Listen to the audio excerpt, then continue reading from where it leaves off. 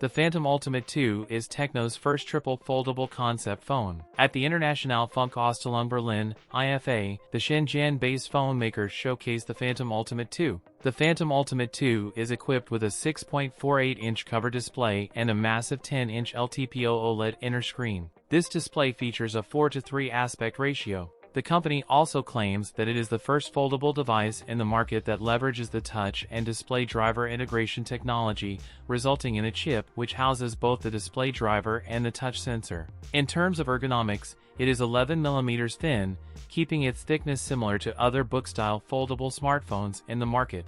Tecno tested the elaborate hinge mechanism for 300,000 folds. The brand also developed the thinnest battery cover on any smartphone, measuring just 0.25 mm. Tecno envisions several unique use cases for the Phantom Ultimate 2, including a laptop model with the bottom half folded with a keyboard for note-taking. Tecno did not reveal exact plans for launching its first tri-fold device just yet, but it sure is an exciting first look at the future of the foldable market. That's it for today's video. If you enjoyed it, don't forget to like, comment, and subscribe for more content. Thanks for watching, and I'll see you in the next one.